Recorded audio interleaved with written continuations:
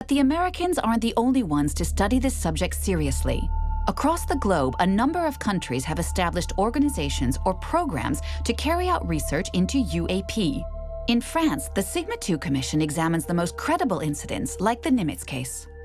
So we try to reconstruct what had been observed during the naval exercises carried out around the Nimitz, the Princeton, etc., between November 10th and 13th, 2004. A certain number of repeated detections were picked up by the radars, between 8 and 20 miles to the south of Catalina Island off California, at 80,000 feet and moving at about 100 knots. Now, 100 knots is extremely slow for an aircraft flying at such an altitude. Formed in 2013, Sigma II is made up of fighter pilots, engineers, military officials, and even astronauts such as Jean-François Clairvoy.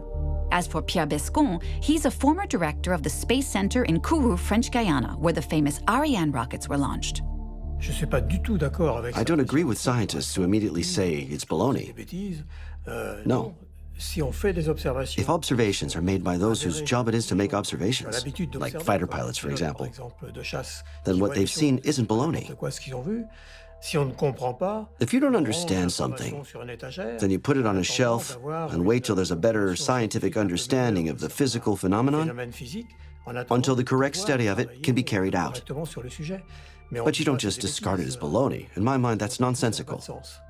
It's not a question of believing in UFOs or UAPs or not. Serious research is being carried out on the subject. This radar detected 14 echoes spread uniformly over a distance of about 100 miles at altitudes of between 28,000 feet and 500 feet. And these readings correlate with those from other radars.